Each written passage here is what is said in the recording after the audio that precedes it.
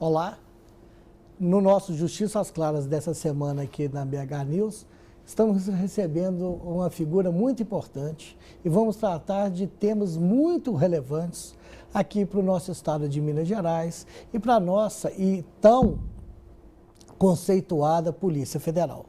Nós estamos hoje com o delegado e diretor da Associação dos Delegados Federais aqui de Minas Gerais, Dr. Luiz Augusto Nogueira, que vai colocar um pouquinho sobre as atualidades da PF, o que a PF faz, o que a polícia precisa, o que a polícia necessita.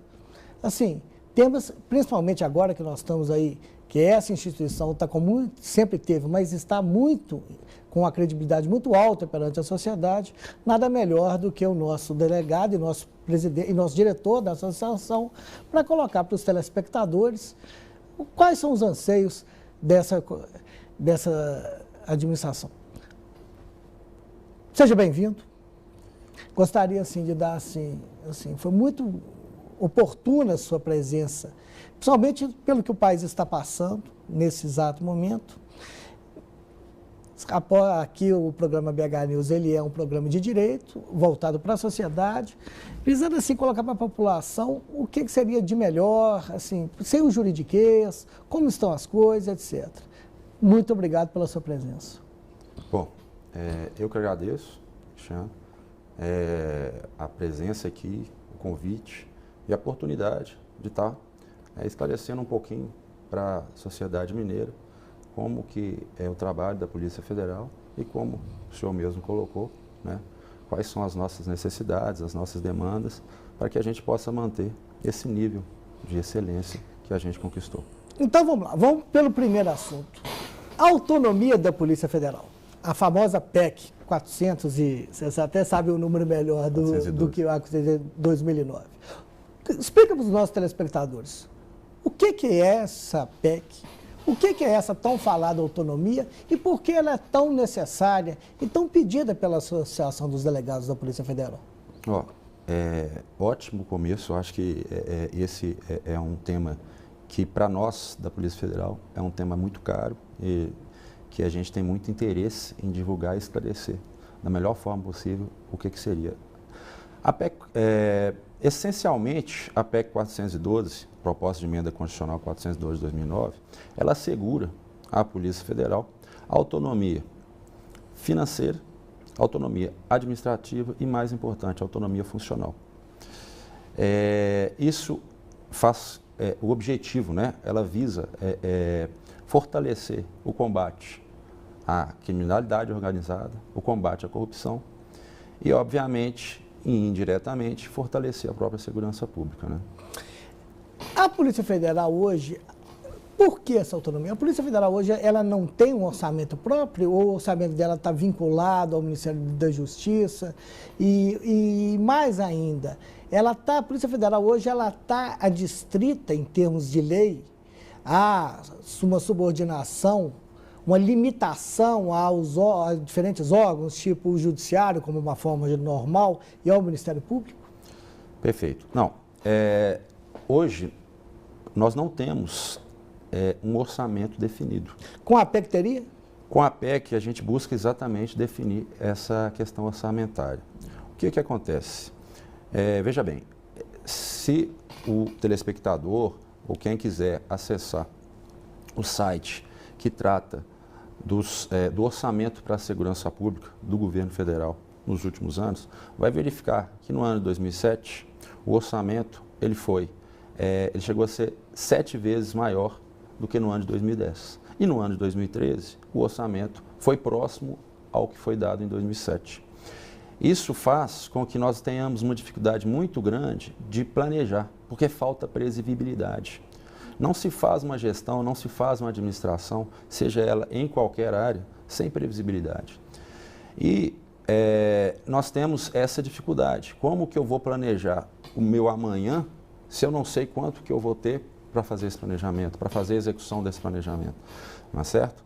E em relação à sua outra pergunta sobre a subordinação... Ou a limitação, vamos colocar, para a gente também continuar no próximo bloco esse tema? Não, na verdade não existe essa limitação, né? A gente entende que no direito penal e no direito processual penal há um triângulo no sistema acusatório, né, que é o delegado responsável pela investigação em si, o Ministério Público funcionando ali como custos legis ou fiscal da lei, e o juiz que ele é o garantidor final dos direitos fundamentais do investigado e também aquele que vai permitir ou não aquilo que foi requerido pelo delegado de polícia.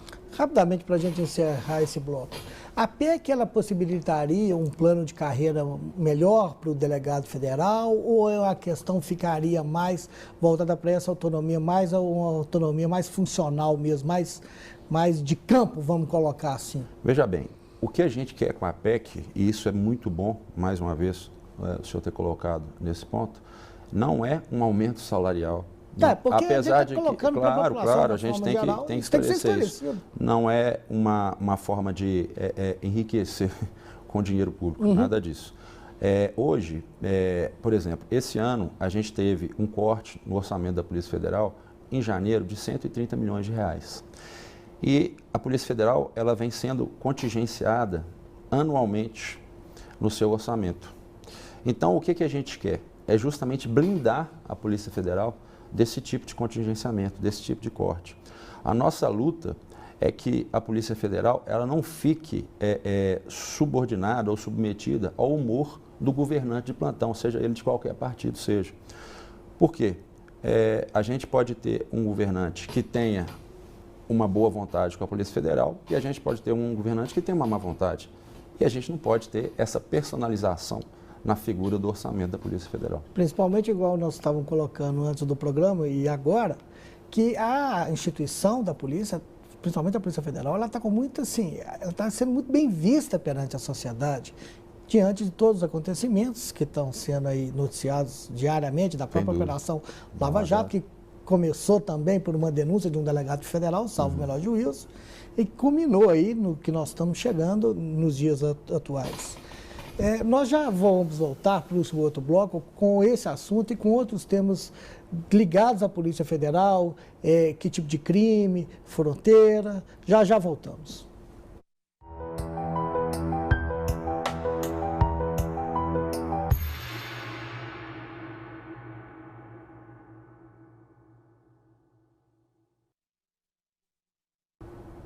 Voltamos com o Justiça às Claras aqui na BH News. Hoje com o diretor da Associação dos Delegados da Polícia Federal aqui do Estado de Minas Gerais, Luiz Augusto Nogueira. Delegado, você quer falar mais alguma coisa sobre a PEC, para a gente pular para um outro tema?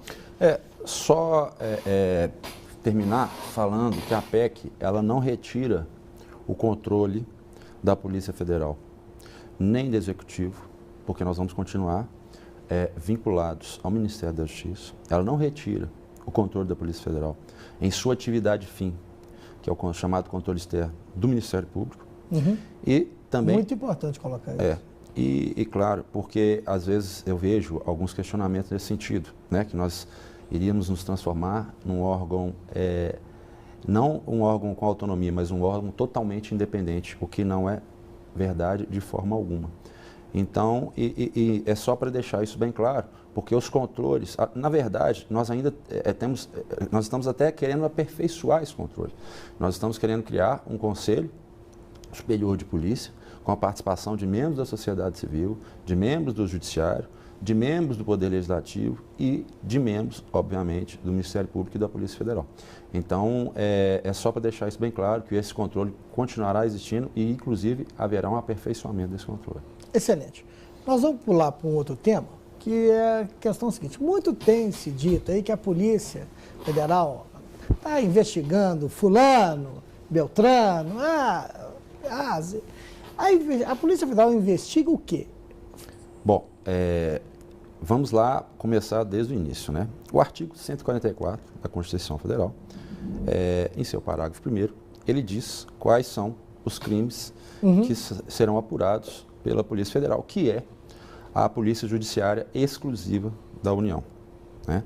Dentre esses crimes que são apurados com exclusividade, estaria, por exemplo, os crimes de tráfico internacional de entorpecentes, os crimes de contrabando, né? Nós temos também a questão do controle de fronteira, que também é feito pela Polícia Federal na sua parte de imigração, não na parte de aduana, obviamente que essa é uma atribuição da Receita Federal.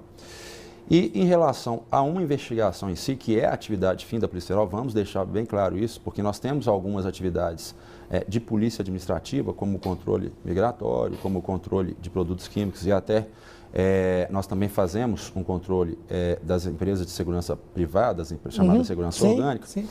Mas a nossa atividade fim, a nossa atividade principal, ela é a investigação policial. E é bom deixar claro que nós não investigamos pessoas, nós não investigamos indivíduos, nós investigamos fatos. Então, esse é o ponto. Exatamente. Ocorrendo o chamado fato típico, o ilícito penal, ocorrendo um crime, a partir do momento em que esse crime aconteceu, a Polícia Federal, desde que esse crime esteja dentro das atribuições constitucionais e infraconstitucionais da Polícia Federal, um delegado de polícia, ele irá instaurar o inquérito por portaria ou por flagrante, vai depender da situação, e aí sim irá apurar aquele fato. Então tem que se ficar bem claro que não há qualquer tipo de individualização ou personalização nas investigações da Polícia Federal. Nós somos totalmente impessoais, isentos e imparciais. Outra coisa, dentro desse contexto, que é bom deixar claro, a Polícia Federal, como eu já coloquei aqui antes, ela é a polícia judiciária exclusiva da União. Então, muitos dos crimes investigados, diferentemente da Polícia Civil, eles trazem atos cometidos pelo governo federal.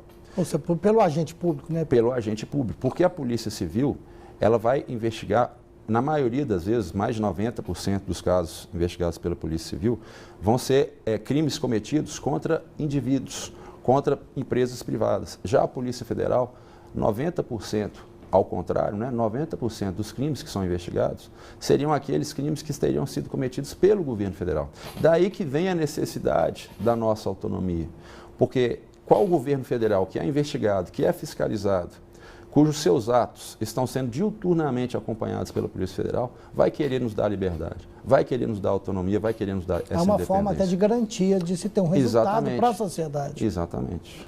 Te pergunto uma coisa, é notória a capacidade pessoal dos delegados, dos agentes, então aquele pessoal que está ali trabalhando do dia a dia, desde o mais alto até o mais baixo.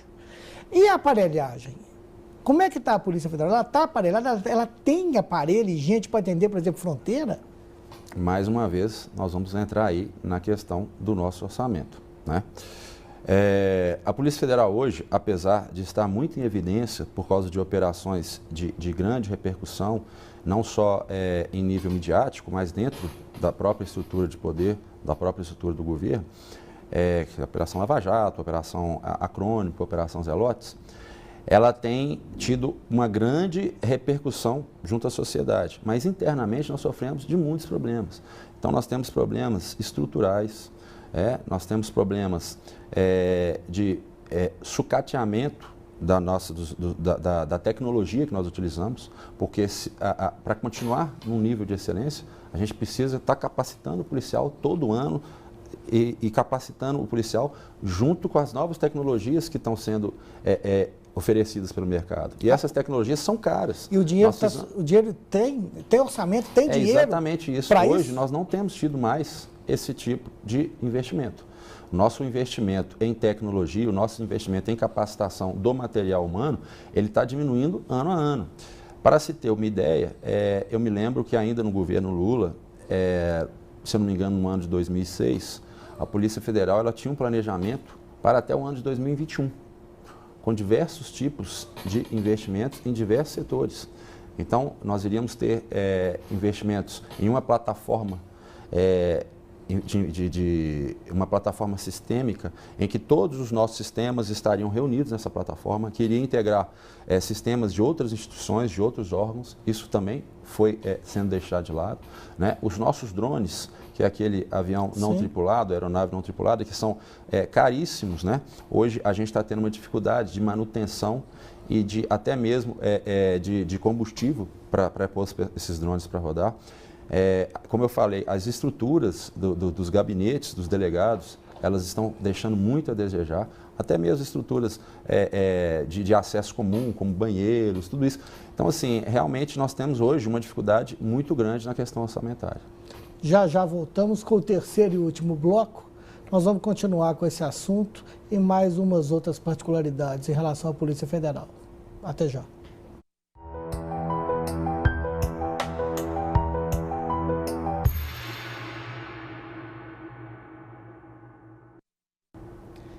Nesse terceiro e último bloco do Justiça às Claras aqui da BH News, nós estamos conversando com o diretor da Associação dos Delegados Federais do Estado de Minas Gerais, delegado Luiz Augusto Nogueira. Delegado, autoridade com foro privilegiado. Nós estávamos conversando no outro bloco sobre os crimes, sobre a ausência de orçamento, e agora vamos partir para esse terceiro bloco falando de um pouquinho. Autoridade com foro privilegiado, que também é alvo da PF, igual o senhor explicou anteriormente, quais eram os crimes. Como é que é feito isso? Investiga-se a autoridade especificamente ou o crime que supostamente ela teria cometido? Perdão. Não, como eu havia dito anteriormente, é sempre o fato, é sempre o crime que é investigado, né? Obviamente que a gente tem suspeitas de quem cometeu aquele crime, quem seria o autor, né, do crime que está sendo investigado, ou não. Mas, de toda maneira, o crime foi cometido e nós vamos ter que buscar formas de identificar a autoria daquele crime e de responsabilizar aquela autoria. Então, em relação à autoridade com prerrogativa de função, né, pela função, prerrogativa de foro pela função que ela exerce, o que acontece? A Polícia Federal, o delegado de Polícia Federal, ou até mesmo o delegado de Polícia Civil, se tiver numa situação em que encontre uma autoridade com prerrogativa de foro pela função que ela exerce, ele vai ter que solicitar a abertura do inquérito ao judiciário. E aí vai depender de qual vai ser o foro adequado para aquela autoridade. Então, por exemplo, vamos falar aí em deputados federais e senadores. Sim. Né? Aí, havendo a notícia ou havendo algum elemento indiciário de que uma dessas autoridades ela faz parte como coautor ou como partícipe daquele crime que está sendo investigado, nós temos que pedir a abertura do inquérito junto ao Supremo Tribunal Federal. Tá certo? Em relação ao indiciamento. O indiciamento ele é um ato privativo do delegado de polícia. E o que é o indiciamento? O indiciamento é a manifestação expressa e formal do delegado de polícia em relação ao seu convencimento de que determinado indivíduo cometeu aquele crime. Então, isso é muito importante. Ele é prévio à denúncia, ele é prévio ao processo penal, mas ele vai deixar bem claro, formalmente, que o delegado de polícia está convencido de que determinado indivíduo cometeu aquele crime. Então não é bem igual na época da faculdade, que a gente aprendeu que o delegado relata, expõe e o juiz vai... No caso do indiciamento, propriamente, tecnicamente falando, a autoridade de polícia emite uma opinião. Sim. A respeito daquela circunstância em si, se o autor, possível autor, cometeu eventual delito criminal, não seria isso? Exatamente. Na verdade, não é uma opinião, né? Quer dizer, não deixa de ser uma opinião, mas é um juízo de valor técnico. Um juízo de valor técnico, é exatamente isso que eu queria dizer. Ele tem o indiciamento hoje, por ele acarretar algumas restrições ao sujeito que foi indiciado, por exemplo, no caso de funcionário público, por ter essas suspeitas de que ele é autor de crime de lavagem de dinheiro, ele fica afastado das suas funções, das suas atividades. Pelo indiciamento? Pelo indiciamento. A gente tem algumas restrições de participação em licitações, em concursos públicos, por conta do indiciamento. Viagem para o exterior? Não, viagem para o exterior só vai... Ou entrega de passaporte seria? Não, são duas coisas diferentes, né? Então há determinadas situações em que o investigado, seja ele indiciado ou não, mas normalmente ele vai estar indiciado, o delegado de polícia está convencido por provas que ele colheu e que ele juntou dentro da sua investigação, que aquele investigado está prestes a fugir do país, do Brasil, para se furtar a sua responsabilização penal, ou seja, a aplicação da lei. Sim.